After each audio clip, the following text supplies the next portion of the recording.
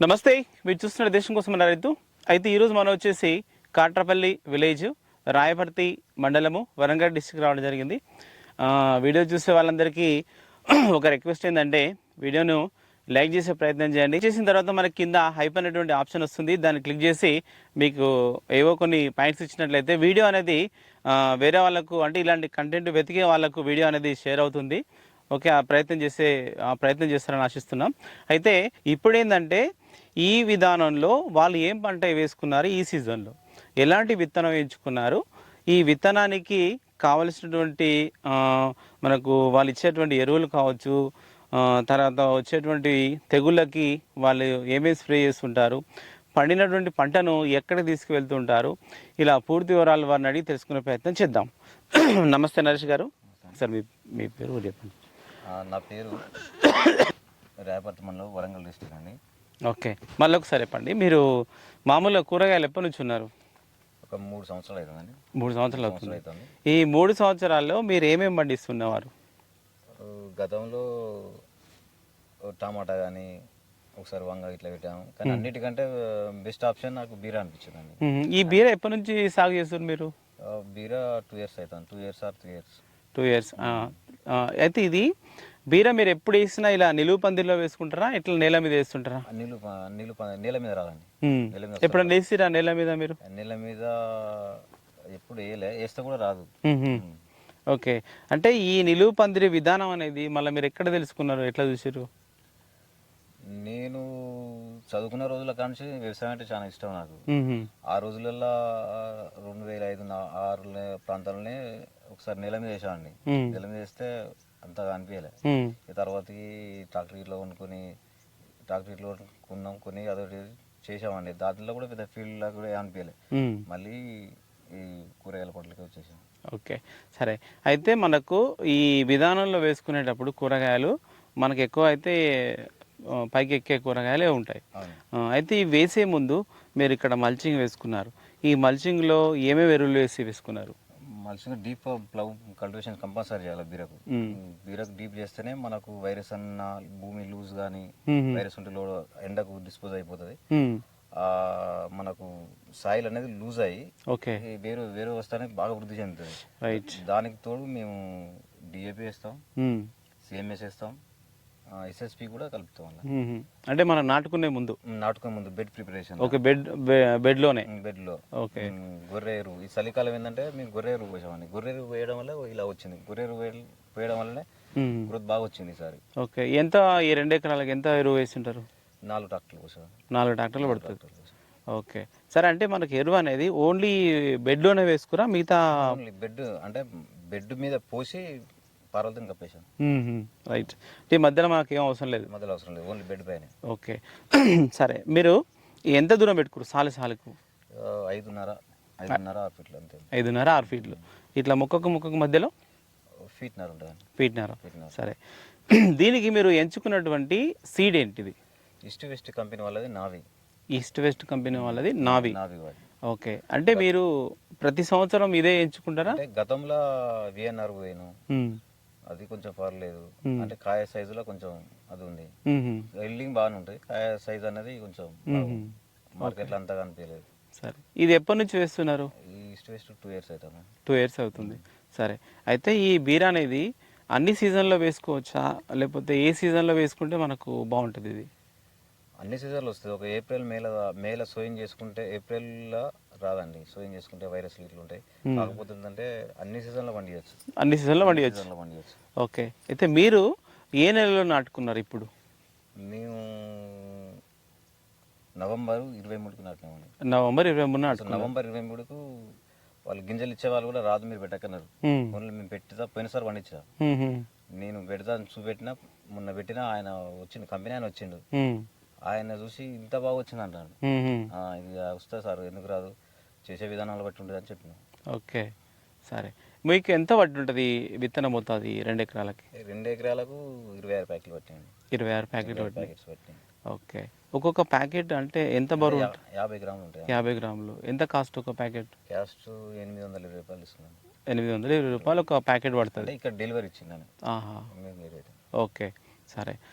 అయితే మనకు నాటుకున్నప్పటి నుంచి మీరు ఎలాగో మనకి డ్రిప్ వేసుకున్నారు కాబట్టి చెట్టు పెరగడానికి కానీ కాయపూత అట్లా రావడానికి కానీ మీరు ఏమేమి ఇస్తూ ఉంటారు? పెట్టినాక 12 రోజులకు ట్రిపుల్ స్టార్ట్ చేసినాం అండి. ట్రిపుల్ స్టార్ట్ చేసినాం. దానికి రోజు అంటే చలికాలం కాబట్టి రోజు మార్చి రోజు ఇచ్చాం. రోజు మార్చి రోజు ఒక 4 కేజీలు ఎక్కువ ఇచ్చాం, అంటే ఎకరానికి 4 కేజీలు చొప్పున ఇచ్చాం. ఓకే.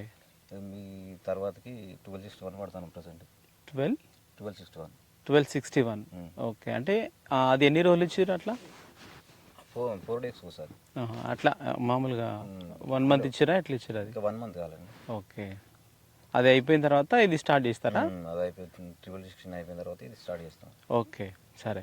అయితే మనకి ఈ వీర అనేసరికి ముఖ్యంగా ఈ చలికాలంలో మనకు చాలా తెగుళ్ళు వస్తుంటాయి.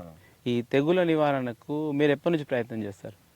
మేము పెట్టిన 15 రోజుల నుండే మేము కాపరాక్సి కూడా డ్రించింగ్ చేసాము. దాంతోపాటు మేము ఈసారి సీవీడును హ్యూమిక్ యాసిడ్ ఎకరానికి 2 కేజీలు చొప్పున వాడాం. అంటే దేంట్లో స్ప్రే చేస్తారా? స్ప్రే చేయలేదు, డ్రించింగ్ చేసాం. వేరే వ్యవస్థ వృద్ధి చెందాలని డ్రించింగ్ చేసాం. దానికి తగ్గ రిజల్ట్ ఉంది. అవును. అంటే మనకు ఆకుల మీద ఈ తెల్ల మచ్చలు అట్లాంటివి వస్తుంటాయి కదా, ఆ తెగులుకు మళ్ళీ ఏం చేస్తారు? ఆ తెగులుకు మేము రెడమిల్ గోల్డ్ కొడతాం అండి. ఇండెక్స్ కలిపి రెడమిల్ గోల్డ్ కొడతాం. తర్వాతకి మార్చి నాటివా వాడినాం. రెడమిల్ గోల్డ్ ఇండెక్స్ కలిపి వాడినాం. దానికి తర్వాతకి మళ్ళీ మార్చి మళ్ళీ నాటివా వాడినాం. ఓకే. ఎన్ని రోజులకు ఒకసారి అట్లా? అంటే 4 రోజులే అండి. చలికాలం ఆగది. అంటే మా 4 రోజుల కంటే ఎక్కువ కొడితే చలికాలం ఆగుడు కష్టం. మిగతా రోజులలో అయితే ఒక 10 నుంచి 15 రోజులు అవుతుంది. ఓకే, సరే. ఇప్పుడు ఎన్ని రోజులు అవుతుంది మీ పంట వేసుకొని? అంటే 41-42 days అవుతుంది. 41-42 days. మనకు పూత తర్వాత పిందె అక్కడక్కడ కనిపిస్తుంది. అంటే ఇక్కడ నుంచి మీరు ఏం చేస్తారు మళ్ళీ? ఇప్పుడు కాయ సైజు రావడానికి కానీ ఇట్లా సుట్లు తిరుగుతాయి కదా కొన్నిసార్లు, అలాంటి లోపాలు రాకుండా మళ్ళీ ఏం వాడేస్తారు? బోరాను కింద నుంచి ఎకరానికి ఒక 2 కేజీలు ఎక్కిస్తామండి. పైనుంచి స్ప్రేయింగ్ కూడా వాడతాం. ప్రతిసారి స్ప్రేయింగ్ లో వాడతాను. అంటే చుట్టలు అవును చలికాలం ఎక్కువ. రైట్. ఓకే. ఇకపోతే ఏంటంటే కాల్షియం కూడా ఇవ్వాల్సి ఉంటుంది. కాల్షియం కూడా ఇస్తారు. రీసెంట్గా. సరే. అయితే ఇప్పుడు ఈ మధ్యలో చూస్తే ఏంటంటే మనకు అంతర్కృషి కూడా చాలా నీట్గా కనిపిస్తుంది. అంటే ఇది ఎట్లా చేసుకుంటారు మళ్ళీ? ఇప్పుడు ఒక 5 feet డిస్టెన్స్ ఎంత ఇది? 5 feet ఉంటుందండి. అంటే ఎక్కువ ఉన్నట్టుంది. 6 feet అయితే దాదాపు మేము బెడ్ వరకే తడిపేసి బంద్ చేస్తూ ఉంటాం. ఎప్పటికప్పుడు మాన్యువల్ గా చూసుకుంటాం. బెడ్ నుంచి బయటకి లీక్ కాకముందుకే రోజు వేస్తాం కదా. Okay okay. బెడ్ నుంచి ఒక 1 సుక్క డ్రాప్ కాకముందుకే బెడ్ నాణ్యంగా బంద్ చేసుకుంటాం. మరి అంతగా అప్పుడప్పుడు ఎక్కడైనా లీక్ అయితే మనసులో పెట్టి క్లీన్ చేస్తాం. ఓకే, సరే. ఒకవేళ మనకి మధ్యలో గడ్డి వస్తే ఏమన్నా ఇబ్బంది? మనకు దోమ బాగా వస్తుంది. విపరీతంగా దోమ వస్తుంది. వచ్చి వైరస్ అటాక్ అవుతుంది. తొందర తోట పోయే ఛాన్సెస్ ఉంటాయి. ఓకే, సరే. అయితే ఈ బీర అనేది మనకు తక్కువ కాల పరిమితి అంటారు. ఇది ఎన్ని రోజులు వస్తుంది పంట మనకి? మనకు 45 days ఆల్మోస్ట్ స్టార్ట్ అవుతుంది. 55 days గట్టిగా 55 నుంచి 65 days పీక్ స్టేజ్కి పోతుంది. ఇక మళ్ళీ మెల్ల తగ్గుకుంటూ వస్తుంది. 85 days వరకు కాపాడుకోవచ్చు గింజ పెట్టిన కానీ నుండి.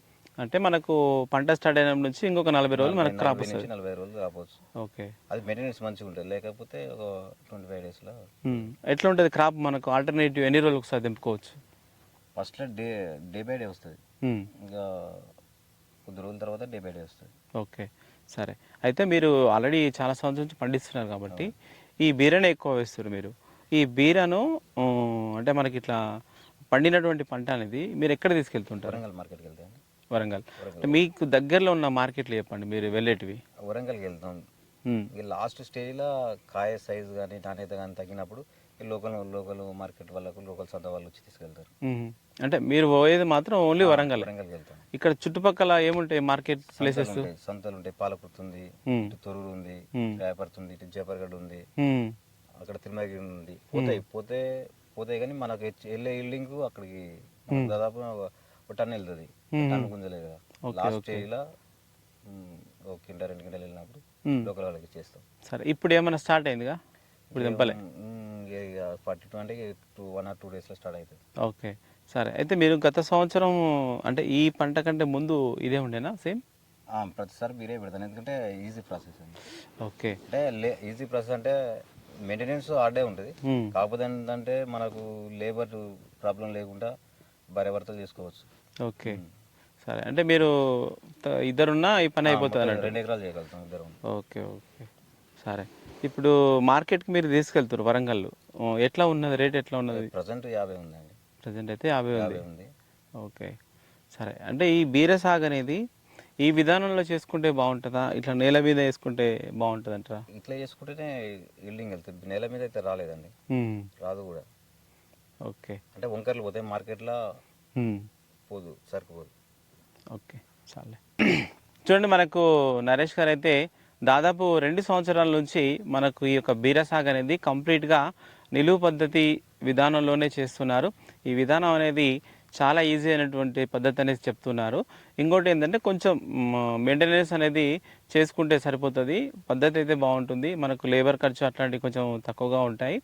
వారు ఎంచుకున్నటువంటి సీడ్ విధానం, సీడ్ కూడా బెస్ట్గా ఉందని చెప్తున్నారు. ఎందుకంటే గతంలో పండించిన అనుభవంతోనే మళ్ళీ ఈసారి కూడా అదే వేసుకోవడం జరిగింది. ఓకే, ఇలా వారు వేసుకున్నటువంటి పంట గురించి అయితే మనకి పూర్తి వివరాలు చెప్పడం జరిగింది. ఓకే, సరే.